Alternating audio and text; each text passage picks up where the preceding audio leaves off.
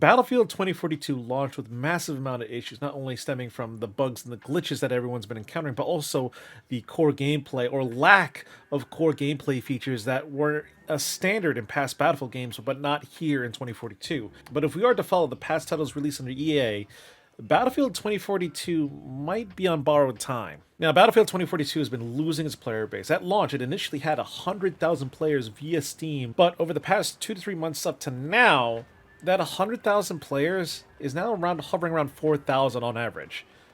Think about that. 4,000 players on Steam, on average, every day is playing 2042. Now, there are, at times, more players playing Battlefield 5 and Battlefield 1 than 2042 on Steam. We don't have the numbers on Origin, we don't have the numbers on console, but if we're using this as a educated guess, it's probably the same thing. Now, a lot of players, both on PC and consoles, have been stating that they've been having harder and harder times trying to find full servers. A lot of servers out there have a lot of bots that are filling in for player roles out there, but no actual players. Which, for a multiplayer game, that's a pretty bad situation to be in, to be honest. Now, DICE has finally laid out an update after going on a communications blackout for a little bit of time, which I want to give huge thanks and the MVP award to Tom Henderson. This man is literally the unofficial, yet official, but unofficial community manager for Battlefield 2042. When DICE went offline with communications, he has literally been there trying to gather as much information as he can behind the scenes, currently what's going on, what he can find. Literally, we've been going to him to try to find out what's going on with Battlefield 2042, but now DICE finally come out of the shadows and laid out a plan. Just not a plan that we were expecting, and not a detailed roadmap that we can follow. Now, some of the key notes include voice over IP and player profiles, tighter squad loop including refined ping system, feedback-based improvements to gunplay, improved reward loops, and expanded tools, modes, and tweaks to player experience gains on Battlefield Portal. A few things to note here as well. Season 1 has been delayed. Instead of releasing in March, it's going to release in early summer, which players are going to have to wait 6 to 7 months after release for new content. Yeah, they have to wait half a year since launch for new content for the game. Now, the remaining seasons will come after, and they give Gold and Ultimate Editions a small exclusive bundle to have. With this, they did also state that they will be changing the map design and state that our feedback will be critical. First up, we're finally getting some things like scoreboards, which is targeted for March, but this is not looking good. I understand that the game needs to be fixed. There is a lot of things here, not only on fixing it with the bugs and glitches, but also just core gameplay elements that were in past Battlefield games that's not even in this one. But having no new content for 6 to 7 months after its release is pretty bad. You're gonna essentially what you're saying is it's like, hey, to all the ones that are waiting for DLC, yeah, you're gonna wait, and this is essentially gonna cause the player base to go down even more. Now, granted, when the DLC comes out, if it's just literally one map, I highly doubt people are going to stick around long enough for the one map. And also, granted, we're going to get the specialists too, but again, we need to have more content in the game. Now, EA's side here, the conference call has happened. Again, Tom Henderson is literally the MVP right here. EA states that Battlefield will account for less than 10% of net bookings this year and only 5% next year. Basically means Battlefield is not being pushed for the spotlight. And also, Tom Henderson states that it also means that there are no long-term plans for the title. Hence why I'm saying Battlefield is, on borrowed time. EA reports sales of Battlefield were disappointing, which they refuse to state the sales numbers, but estimated sales numbers is around 4 million copies. But again, players can also play it with EA Play, an EA Pro version of that, which they didn't buy the game, but they were able to get a chance to play it. Now, Battlefield was not mentioned in their earnings, and even then it was only a footnote, but the games they did mention more was Apex Legends, FIFA, Sims, Madden, Star Wars Squadrons, and UFC. EA has also stated that, they're too comfortable having DICE release a broken product for them to fix it later. It's basically like, hey, they released a bad game, but they'll fix it. It's honestly, as for us, the players, the consumers out there, this has got to be a fucking joke at this point. This is literally the very definition of insanity. Doing something over and over again, expecting something to change. I'm just frustrated because like we've been through this so many times, and it's like, can we just have a launch of a game that's actually stable, filled with content, is fun? You know, not this whole we'll fix it after scenario. Now there are a few things to consider with Battlefield 2042. Is first off the lack of content. Now 2042 launched with only 7 base maps for the game. Now remember, 7 maps for the game. That's it. And I'm only talking about 2042, not Battlefield Portal. Battlefield 5 launched with 8 maps with Panzerstorm soon after, which I think it was about a month and a half, give or take.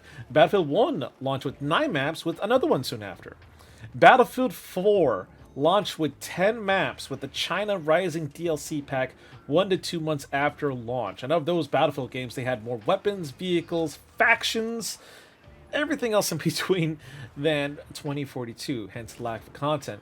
People always mentioned, well, Battlefield, 4, Battlefield 5 was a mess at launch too. Yes, they were a mess at launch, especially Battlefield 4. I will wholeheartedly admit that. But those games had content within them. They had core gameplay elements underneath them. They had stuff that made it fun. I remember playing Battlefield 4 on my PlayStation 4 at launch with my friend online. And I cannot tell you how many times the game crashed, but we kept turning the game back on again and playing it because it was so much fun. There was so many things to do, so many things to unlock. It was just all so much fun. And now for our meat and potatoes, 2042 is on borrowed time. Now, Battlefield 2042 by itself currently has 4 development teams working on it. Of those teams, it's DICE, Criterion, Ripple Effect, and Electronics Arts Gothenburg? Sorry if I'm saying it wrong, but of those 4 teams, that is costing EA an insane amount of money. You got 4 teams working on one game to help fix the issues, release new content, and help make the player base grow. But I'm going to give it 2 years because EA gave 2 years, or around there, the same time for Anthem and Battlefield 5. For those who don't know, Anthem and Battlefield 5 released in somewhat similar states, just a load of issues, complete mess. Anthem especially, where it's just broken on inside and out. Battlefield 5 had a lot of bugs, a lot of issues, and it just needed more time in the oven, clearly, and just a few things they got to work on, which they kept changing the TTK more than once, twice or 3 times, I think. They pulled the plug at a certain point, with Battlefield 5 especially. It was targeted as a live service game. Same thing with 2042, live service. Battlefield 5 got the Pacific update, which seems to be, hey, this is the Hail Mary moment. This is a turnaround that we need. Because in the future, everything's going to be okay now. Like, this update proved that, hey, they still got... They looks like they were getting on the horse. They were ready to go. They were ready to make the Battlefield game that we all wanted and enjoyed. I can't wait for the Eastern Front, all that dandy stuff. Like, let's get the Market Garden going on in there. And EA pulled the plug. So that's why I'm giving it about another 2 to 3 years from launch, of the 4 teams trying to fix the game as best as possible before EA ultimately does the same thing to 2042. It sucks, but again, that's what I'm seeing right now. Tom Henderson stated that during the EA call that it only counts the Battlefield for 10% of the net bookings for this year and 5% next, which they're already shifting the spotlight. Like, Battlefield is being shifted into the corner now, same thing like Anthem was, like during the EA conference of the E3. They just literally had a footnote and that was it. This, phone conference with the investors, footnote, that was it. The thing that DICE stated, like, hey, this is what we're going to be planning to doing. We're going to do all these things. This is not a roadmap. This is not a long-term roadmap that we could see. This is what, basically says this is what we're going to be working on immediately right now into the rest of the year. We don't see any plans for 2023 and so on and so forth, which, again, worries me. You got all these things here that kind of, is basically, adding up to a point of they're essentially going to pull the plug. The one thing DICE can do right now is release a community test environment, or CTE. They've done the same thing to Battlefield 4 and Battlefield 1, which, when those games came out, yeah, it didn't work out so well, especially with 4. A lot of issues. But the CTE, with the community's help, and DICE, working together hand in hand, they ended up making those 2 games one of the best Battlefield games in recent memory. Are they going to release a Battlefield free-to-play game? It actually would make a lot of sense. Are they going to work on a new Battlefield game?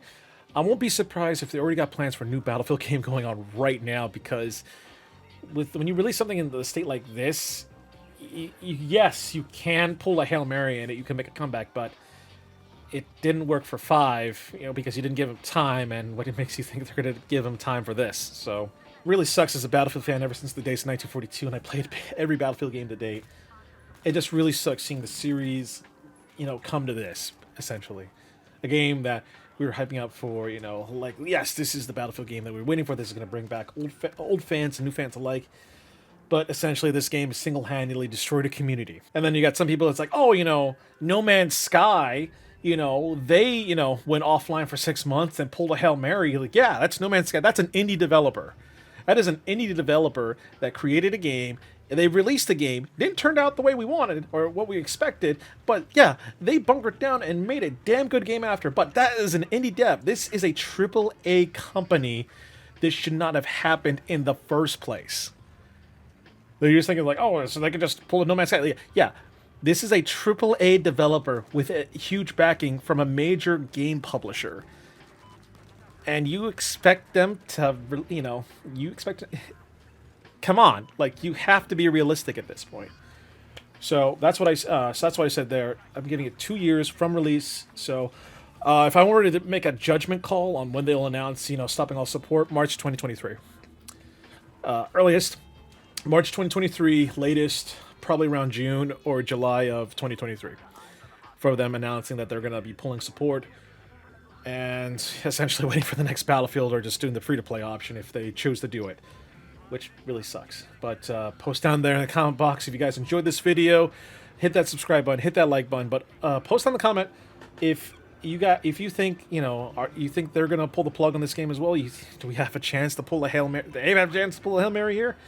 Got 4 teams working on it, but Ripple Effects working on Portal. Like, post it down there in the comment box. What do you guys think about it? Also, if you wish to support the channel, I do have a Patreon, and I stream weekly on Twitch. Above all else, keep being safe, keep being awesome out there. Again, I want to give a huge thanks to Tom Henderson. He posted up a lot of data, what's been going on, behind the scenes, currently, so on and so forth. He is literally the MVP. He is literally the unofficial community manager for Battlefield 2042. So, Tom Henderson, if you're listening to this video, thank you so much, buddy. Above all else, this is Geeky Panda here. I'm out. Stay geeky, my friends.